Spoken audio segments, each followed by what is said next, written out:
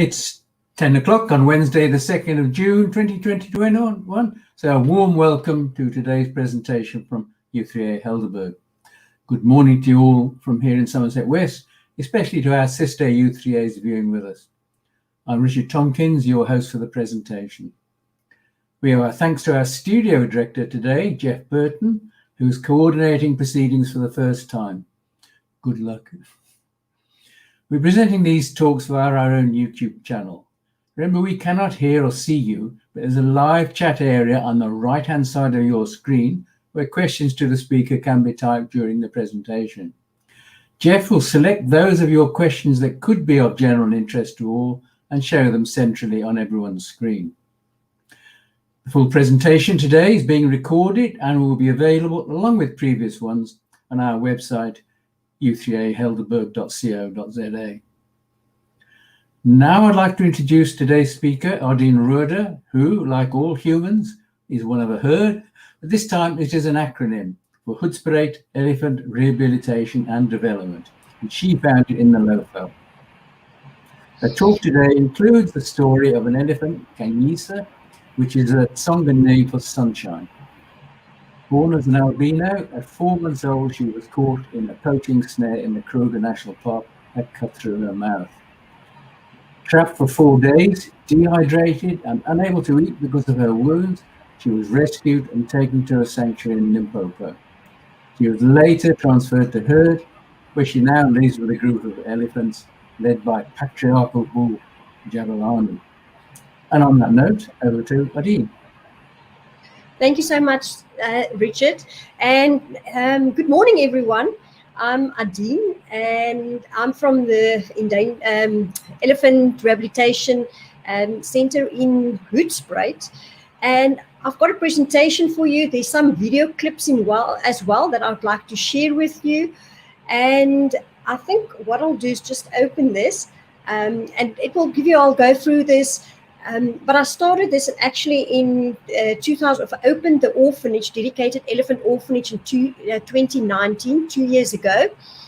And but before that, there's a whole history. But I think, just showing you the presentation, there's some photos in, and photos actually telling so much more than words.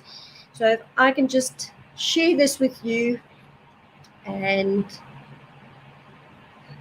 okay, so I'd really like to, this is our latest baby elephant, who is just a small, can I say baby when she arrived. Her name is Kanyisa. And we actually, just on the topics that, we'll touch base is, the orphanage, also where the orphan's coming from, and the business model around this herd of elephants, and building a lodge, and then also I'd like you to meet or to see some of Lami, which is a surrogate mother and helping me and the carers a lot in raising our baby orphans, and then also just introducing our human herd to you. So the first one is just to show you a video and gives you some background on how we started and what we do. First dedicated elephant orphanage in South Africa.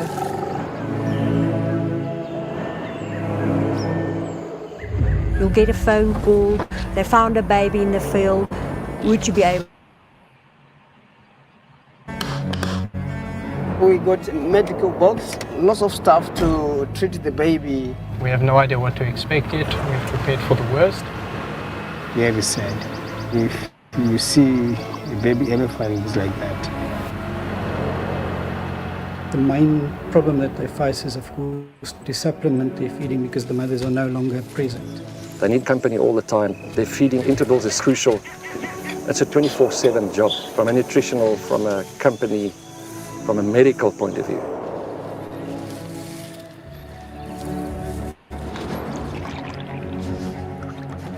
Fortunately, we were able to formulate something that more or less agrees or compares well with the composition of elephant milk. Normally we sit with one problem, that is diarrhea in these youngsters. But we're actually sitting now with two problems. She's coming with a snare.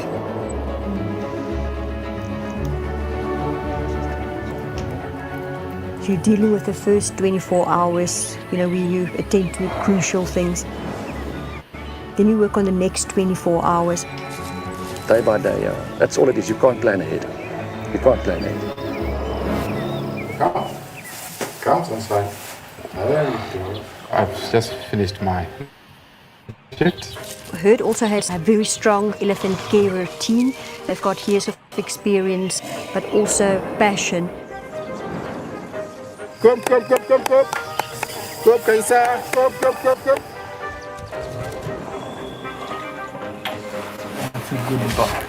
That's labor intensive. The keepers become very involved emotionally. It's a calling. Every elephant needs a herd. Every elephant needs to be surrounded by elephants.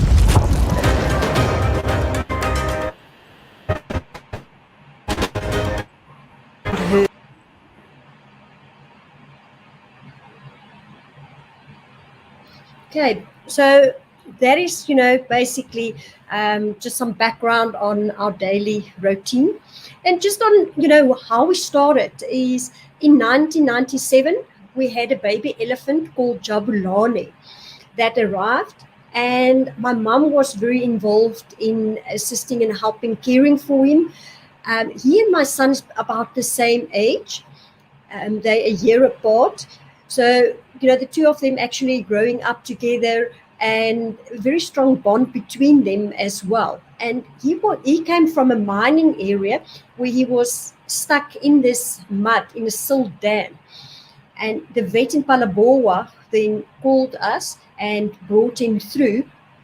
We tried to reintroduce him onto the reserve with the wild elephant herd. However, it was about an 18-month period that we tried to rewild him. But at some stage, the wild elephant matriarch came in and she really wanted to go for him and kill him. So it was just too dangerous, to carry on with this. And, we were very sad because we were not successful in this. But a few months later, the News of Nature Conservation contacted us about elephants in Zimbabwe that were on a farm.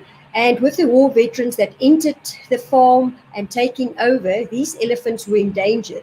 But they all came from either poaching or culling experiences and from different areas over Zimbabwe. So my mum went up and brought them down into trucks. We built a stable area like in a few months' time, but my dad was still alive during that period. But shortly after they arrived, it was actually the first time that they've seen zebra and giraffes, and they actually ran away from these and they scattered throughout the reserve.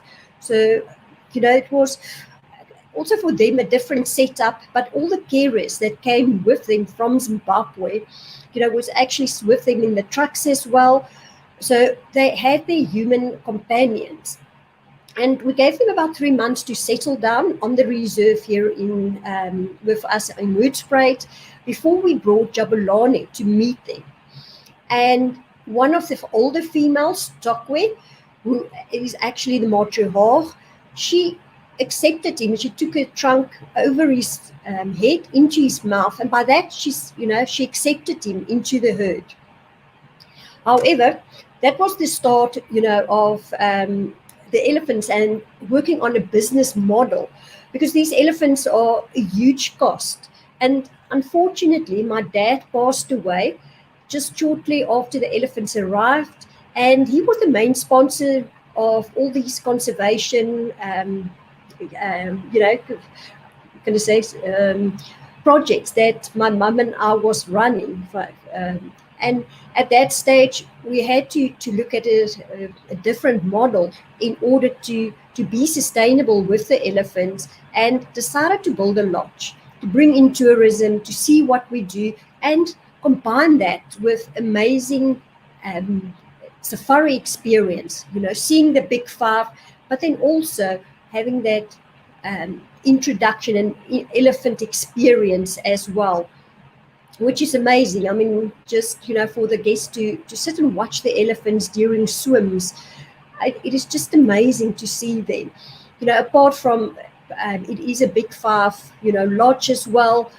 But, having that experience, you also don't want to, how can I say, to just offer that and, bring in buses, because it's not for the elephant well-being at the end of the day. You want to let them spend as much time as possible out in the bush, out on the reserve. So during the middle of the day, you can just see the water where they will, swim. But since then, since we introduced Jabulani, we also had a few more elephant calves that we introduced. And they all came from a poaching experience with your human-animal conflict. And if we just see the numbers of elephant poaching up in Africa, we still have a lot of elephants in South Africa. However, we can see with the increase in need for elephant orphans that we're also moving into that direction of sitting with a lot more poaching incidents for elephants. Okay, so just back on the elephant orphan, Jabulani, as I said, he's, was the first elephant that arrived in 1997, and Jabulani means happiness. He's an amazing elephant. He is actually second in command now. He's very dominant. The bull that is older than him, 34, is more, still more the dominant bull. I think in a few years, Jabulani will take over from him, because even two older bulls than Jabulani is now third and fourth, behind him. But he's really an amazing character. And then we also took in Kumbura. Now, actually, Kumbura means remember. She arrived on the day that my dad passed away 6 years later. And that was, just for me, that remembering my dad, is how to carry on, that you need to carry on. Although he was, the biggest supporter and, our,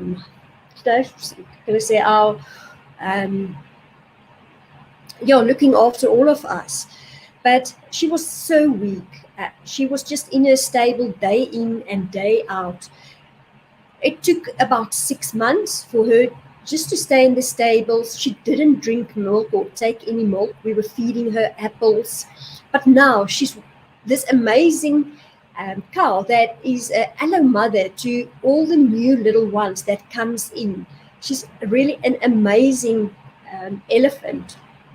And then Temisa also came from a reserve close by. Her mother passed away, and they brought her to us. They actually explained to me she's a little bit older, but when she arrived, I saw she's much smaller than what she was. And it just happened that I had to introduce her immediately into the herd, as we haven't had the orphanage next to the stables where the elephants stay during the night. And it was actually the next day that I had to introduce her. And she started even suckling from the elephant mothers, Tokwe, who's the matriarch, but also from the other elephant cows. And that kind of also then started to let me think, how can I use this herd to assist me in raising these elephant orphans and to reduce the human imprint on these orphans? Because as the herd, is growing, I would also need to look at other areas and, what to do with them. So that was kind of the start of thinking about the orphanage and, how to build it. So then the Hoedspruit Endangered Species Center is what my mum is running, and I looked after a lot of rhinos during that time. And with that background, actually I'm an accountant, so a lot of people do ask me what, I studied. I'm not a vet, I'm actually just an accountant. Okay, but I had the experience, which I'll tell you also a little bit later on, in how to design the orphanage. So you'll also see in the left-hand side, the photo is you've got the stable area where they come in, the little ones during night. You've got your bedding there, as well as branches and some banana grass, and then a little a bed for the carer, so that he's close by. The elephant can still have the contact with the trunk to smell the carer. So with the carers, you'll see we really have 24/7 carers that looks after these elephants. So as I mentioned, the orphanage is really directly next to the area where the elephants sleep.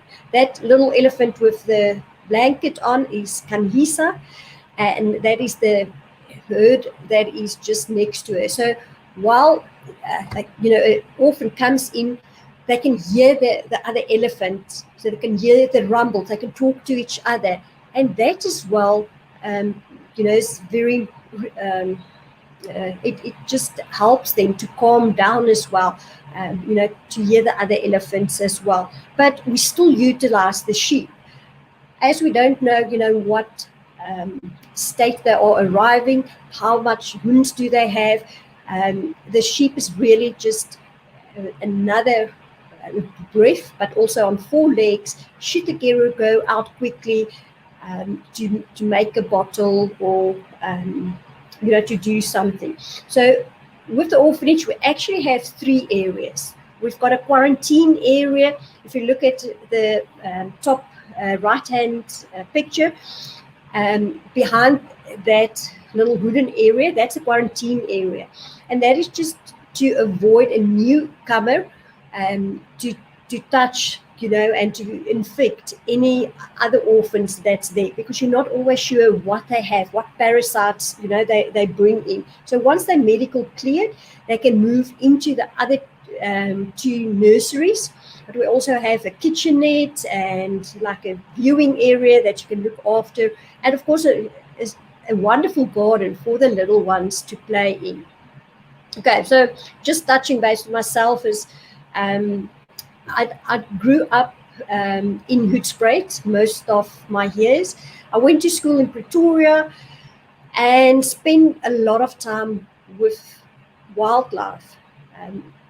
And I usually had to come back home over weekends and holidays, and that was the times when I went, to the rhinos, or we didn't had any elephants at that stage, but I slept with them, gave them milk. I was kind of very sad a lot of times, and maybe a little bit of a rebel, because all my friends could go out, they could go to a party. But looking back, that was the time where I actually gained my experience, because none of what I do, and you can't learn that from any textbook as well. So that was actually, on that's how my passion started for wildlife. So hand raising quite a few of baby rhinos, but we also had victims of poaching, where they came and with their chopped noses, we can actually see from above. If you look into those nostrils where the horn should be, you can see through, and it's just these holes, and you can see the tongue. And I started working on that with veterinarians that I've met over the years. But actually, the one vet told me one day when I called him and asked if he can assist me, he said to me, "Adine, you must realize this is like a pregnancy. If we start to treat these rhinos, you can't stop halfway." Well, I never asked him, which pregnancy are we looking at? Are we looking at a 22 months, like an elephant, or a 9 months of a human, or 3 months for a cheetah? But it was amazing to go through that stage. Our first rhino, we took 22 months. We did so much and we learned so much that at the moment, and we brought a lot of veterinarians in to teach them, to show them what we do, that they can also go back to the Eastern Cape or to Natal, wherever they are based, to do the same. And we actually at the, the point now where it can take us about 5 months. We a rhino survived a poaching ordeal. It does depend on how much damage they are done with a bullet, because sometimes, unfortunately, a bullet does do a lot of damage. But aside from that, just on the facial area of rhinos, we can do that now in about 4 to 5 months. Okay, then just the family. So I've got a little girl. She's not little anymore, but her name is Lente. My son is Zander. And they actually grow up maybe more or less the same than I had, going to school in Pretoria. And my daughter is studying medicine now. She's based in at Tygerberg, studying through Stellenbosch University. And then my son is 23. He's now 5th year studying veterinarian science. So, I think that we've all been touched by the animals that surrounded us. I once had the story that when my son went to school in Pretoria, and he had to draw his pet. And at that stage, we actually took care of some cheetah cubs. So that is what he drew. And the teacher said, no, this is not correct. You're lying. You have a cat or a dog, you don't have that. And she tore up his paper, and it was just later on that, she realized it was actually telling the truth. But that is why I usually brought friends with to the farm, that they can see also what we do and gain from those experiences. So now it's just another short video of what we are up to as a family.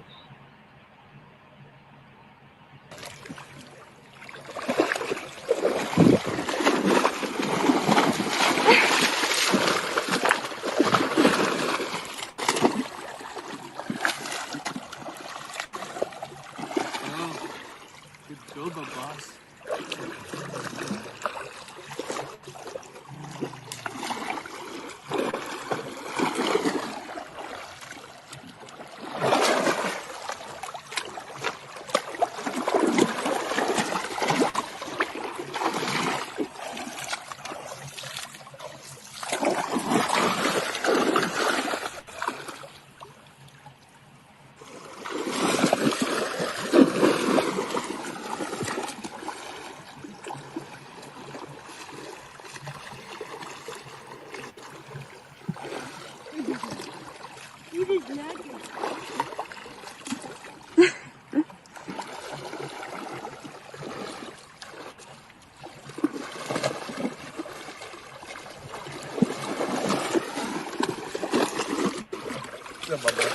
Dit is lekker dik is zo. Nou, het sla je niet.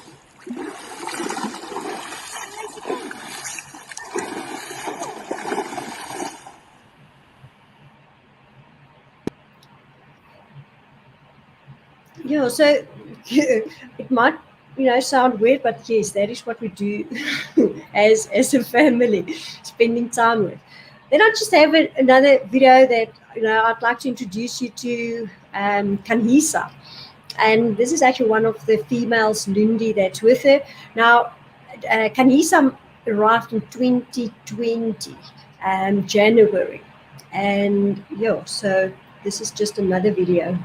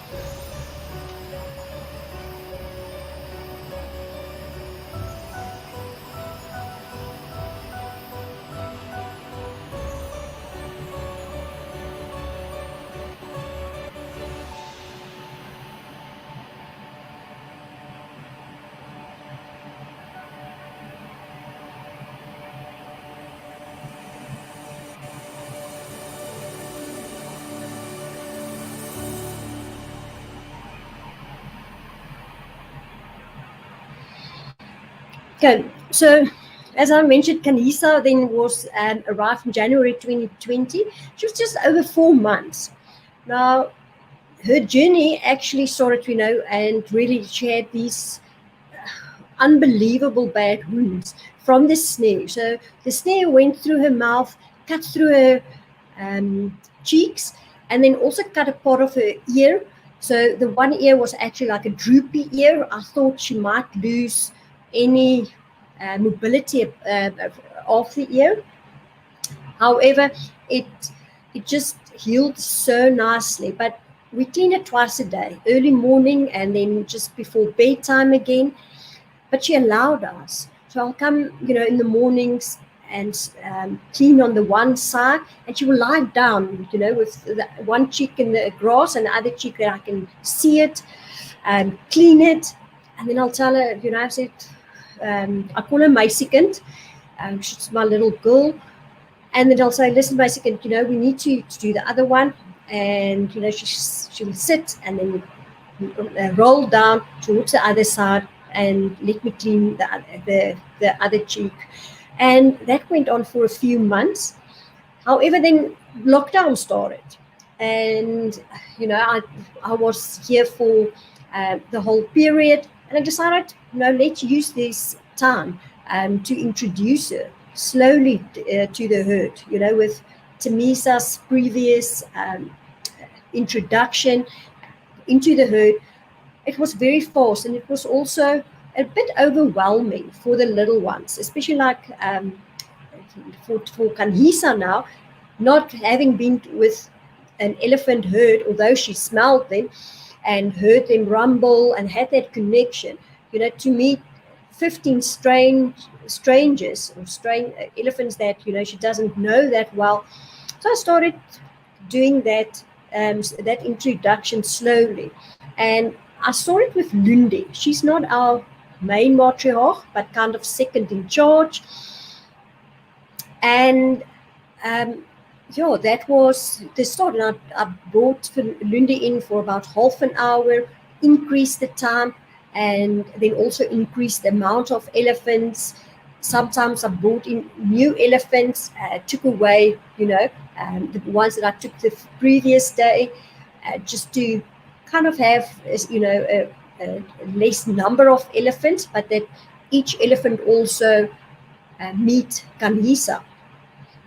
So that was actually an amazing experience, one by one, how they met her and took her in.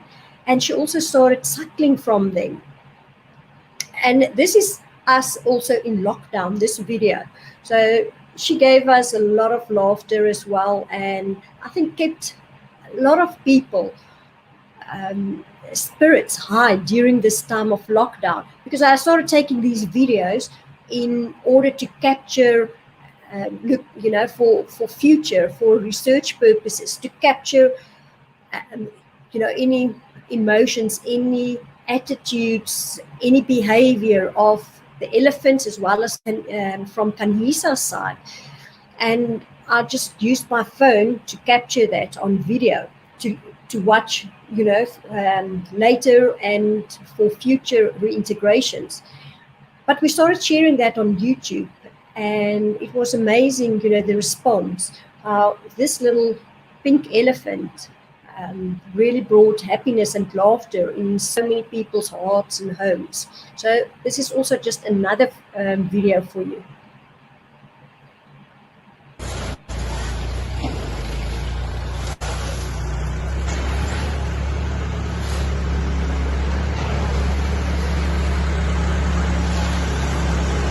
Kom meisiekind. Kom.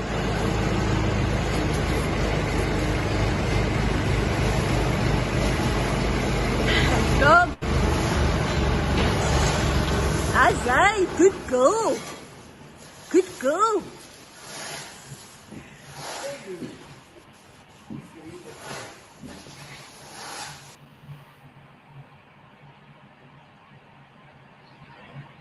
Okay, so yeah, she was one of the team members. So, you know, during lockdown also we had, you know, restricted staff that stayed behind to assist. And, you know, having to look after an elephant that's really 24/7. And we had to clean the stables. But we also have to have one person looking after Kanisa. And we really didn't have that person. So I just brought her into the stables, and it was so amazing because then she started also getting the scents, eating poo, because eating the dung of the other elephants really helps a lot with her digestion. So yeah. Anyway, so albinism, that's why she's pink. So she is sensitive for sun. However, you know, having your mud baths, swimming, having your sand baths, she's much darker, you know, gradually. However, it's like if you do a scrub, she'll be light again. So certain areas where it's you know, used a lot, like the point of her trunk, as well as some of the wrinkles, she's still pink. Her eyes as well, and you know, the hair around her eyes, her hair on her tail, that is all like much lighter. But if she went through a little bit of mud, of course, you know, the color turns out a bit darker. But there's always streaks that you can still see. You know, she is a little a pinky. We also have albinos on the Kapama Reserve.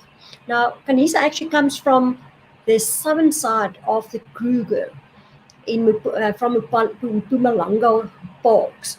And in that area is a lot where you do see albino elephants. Okay, so this is Lami. Now, Lami is a beautiful sheep. She actually helped me hand raise the rhinos as well, and then moved over when the elephants started to come in. She is so passionate. She follows either the rhinos or the elephants. And I think her road to heaven is like tart, you know. She's just going, you know, no, she's amazing. And she'll never leave them. She'll always, as we introduce or integrated Kanisa, you know, as I mentioned in the beginning, you know, it was like half an hour. We increased the times to an hour. And then Lami knew after half an hour, Kanisa will come back. And then extending that to an hour, she will stand there for that next, you know, since the half an hour has passed, until it's an hour, just in front of the gate, waiting for Kanisa, you know, and like, ma, ma, and you will hear her. And then she'll get used to the new time.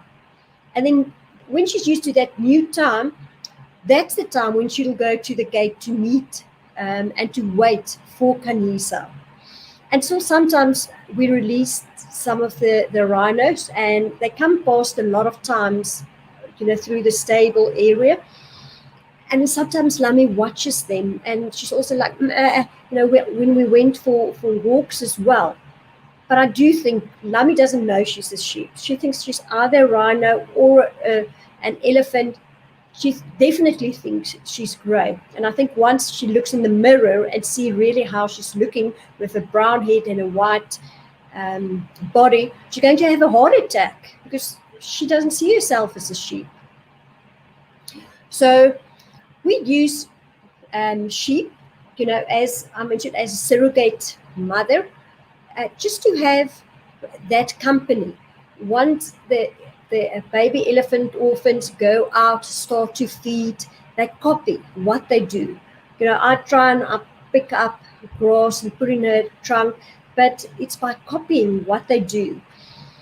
And now, Lami is a pairie sheep, but we also have another one who is a dorper, Nungu.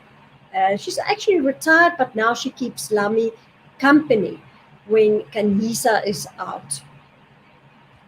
And this is just another, little nighttime in the orphanage video.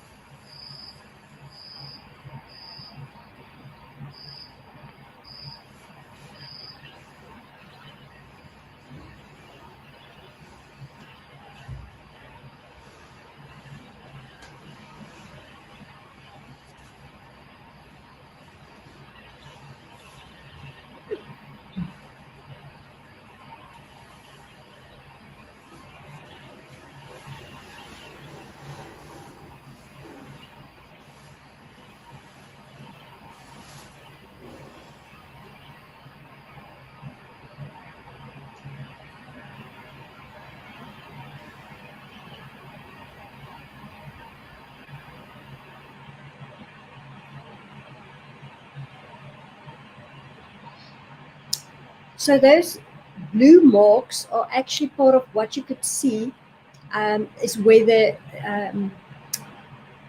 snare went through. So just on our human carers, it's really, we have a 60-year responsibility taking in any elephant because they turn 60. So it is a huge responsibility, and looking at how to get people to really buy into this, because it's not only a job, it's a career. Once you start with it, you need to follow through, and you need to grow up with the elephants and grow old with them. So it's once I employ somebody, is to start with the younger ones. It is quite daunting, if you stand next to these big elephants like a Zimbabwe, who's our biggest elephant. But growing up with the little orphans, you come and just experience them, become used to how they use their trunks, what their needs are. But you also need to have a special heart. It's not everyone. A lot of people say, they're passionate about animals, but this is different. It's 24/7. There's hard times. There's so many times where I thought we're losing Kanisa, but you need to kind of keep your spirits up as well, because she's down and she reads, your levels of energy as well.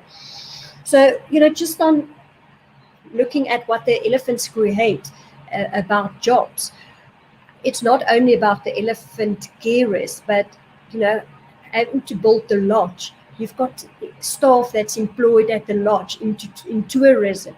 You've got people on the reserve that, have to look after the impact of the elephants on the bush and the reserve. So there's about over 100 people that have a life or a career just because of these elephants. So this also put us into a position where we need to reach out to the communities.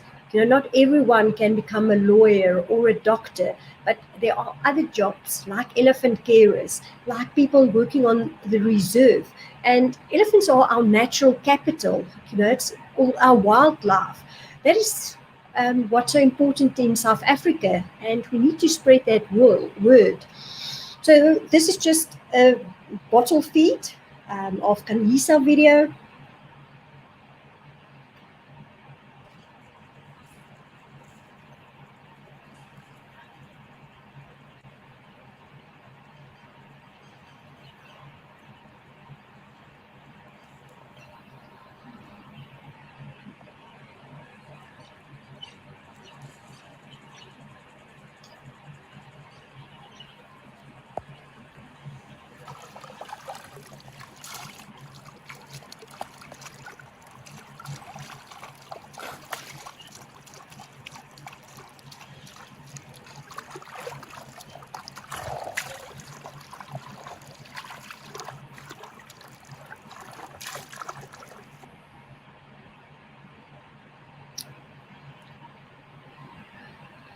sorry, I was a little bit slow there. Okay. Then just to introduce you to the lodge, what are we? You know, we only have 6 suites. It is a high-end, you know, lodge. Most of the time we cater for the international guests, but we are so blessed to have South Africans that just after lockdown we did open the lodge as we had to carry on with the elephants, and we just love to welcome, you know, all the South Africans. We also have, you know, specials that we run, and you know, should you be interested in any of these specials, please, reach out to reservations and come and visit us, see, you know, what we do as well. Just a little bit of background, or just for you to see what the lodge looks like as well for another video.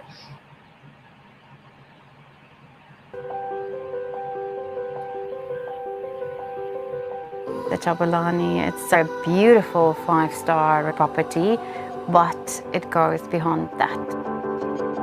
The most unique thing about it is that you feel the nature itself. Just what we have here is amazing. We're not only selling a lodge, we actually sell a destination. One of the unique selling points at Jabulani, of course, is having such luxurious suites and the beautiful Zindoka Villa. Definitely a home away from home, but with added luxury.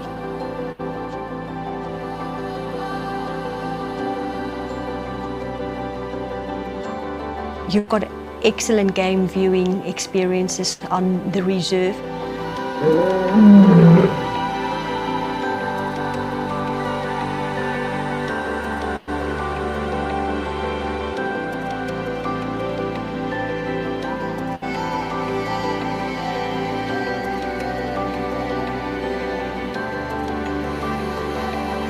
You've got amazing cuisine. You've got happy staff that will do anything to contribute towards the guest stay. So at Jabulani, we are definitely a close-knit family. It's so special to be part of Jabulani. Everything around here, it has a meaning. We have this beautiful herd of elephants that were rescued, and that is our main focus. These elephants from Zimbabwe, they lost their land. That was 2002. When the land reform program took place in Zimbabwe. They had nowhere to go. If you're staying here, you're contributing to an animal's life. By giving them a home or giving them another chance. 2019, we built the Orphanage, Woodspread Elephant Rehabilitation and Development. I actually saw the opportunity what the herd can play in elephant orphans' life. The elephant orphans at herd will join the Jabulani herd.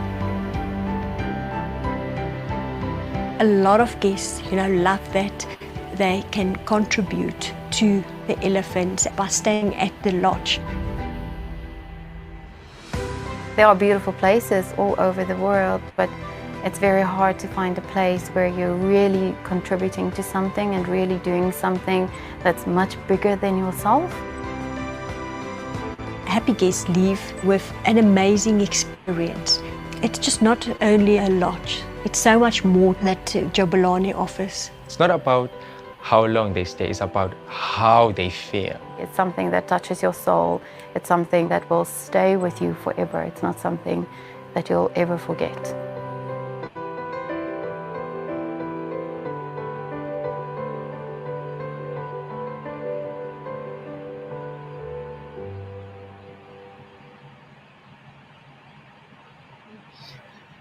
And then for anyone that would like to, you know, assist and contribute, you know, we actually started with herd. That's a that we read in registering, you know, as a PBO. You can foster an elephant. You know, usually people don't always know what to give someone else, but you know, giving a fostering for an elephant where that person then hears about these individuals that you fostered, you know, it's a great gift for somebody. You can also come and stay with us, follow us on social media, and just spread the word that what we are doing. It's really amazing, you know, all I would say everyone that's a big family that supports us as well, and that becomes part of what we do and what we believe in. So I really appreciate, everyone's time, that I want to say lock in, but I'm not sure how you say that. But anyway, that you joined us today and listening to me. And I really hope to see you one day at Jabulani.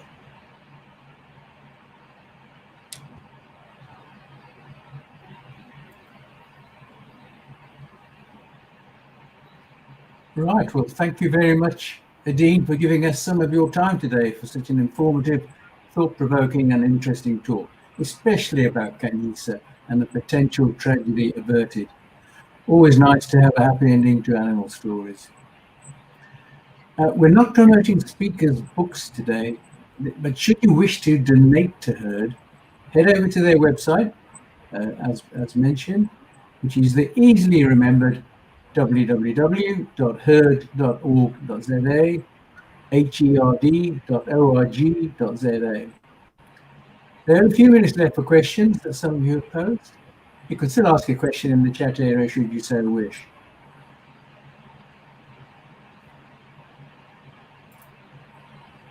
Thank you, Pierre. Thanks a lot.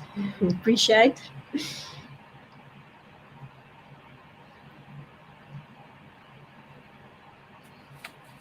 No, but if there's anything else, reach out to us. You can also on social media go and see what we do. I try to take daily videos that we posted on YouTube of what we do, how Kanisa's doing as well. She currently still receives milk, so weaning at the age only of 4 years, but the first 2 years, the elephant orphans are dependent on milk. And which is actually very interesting, just talking about the milk is how that changed over the lactation period of an elephant. And there's no manual. It's not like a rhino. I can give a recipe for a rhino and people will have 100% success. But with elephant orphans, it's very complicated. And we really change the milk formula ever so often. And as you know, that's only experience that you can do that. There's really no manual. I try to put that down in order to get some articles published on how to raise these elephant orphans. But I do think there's social structure with the herd as so much credit to helping me raising these elephant orphans and becoming like big healthy elephants, because what we're putting now into these orphans is going to what we get later on. And what for Ellis, they do lie down. The little ones sleep approximately when they younger than 12 months. They sleep between 7 hours to 12 hours a day. The big elephants, the adult elephants sleep about 2 hours. They will sleep also, just on their feet, but a lot of times they do lie down, maybe not as long, because they are vulnerable once they lie down. But if they lie down, they lie flat. If they lie down, with just on their what do you call it, ribs, that has an effect onto their lungs, so they can't lie like that for a long time, and also with their legs.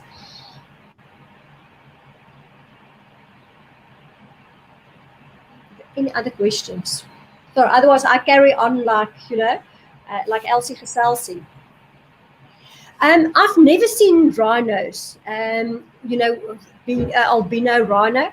I've seen some buffaloes. In buffaloes, the herd do kill the white, buffalo, because it's standing out and it makes them vulnerable. So, but in rhinos, I've never seen it or heard about it before.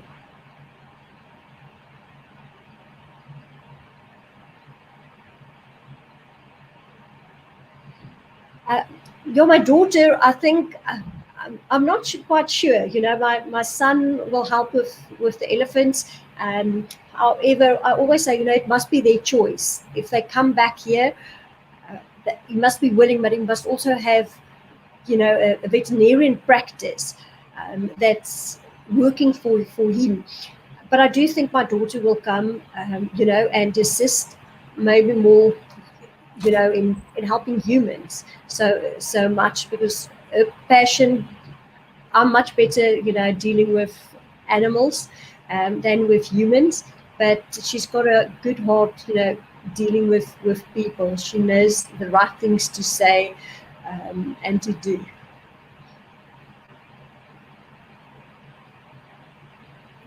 Any other questions? Okay.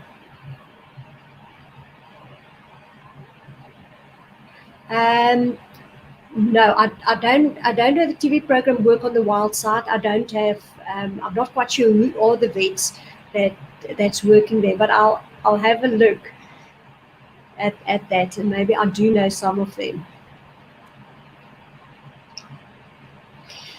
Poaching is always something that we are concerned about. We just had the previous weekend full moon, and then you always have, that just that feeling in your heart. We do have a very strong anti-poaching unit, who is also part of the greater Kruger reserve unit. And so far, touch wood, but they are getting closer again. They are moving. The poachers are moving into our area. We do hear about, more poaching incidents.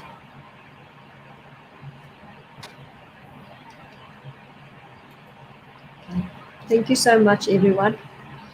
Right, well, that seems to be the end of the question, so concludes today's presentation.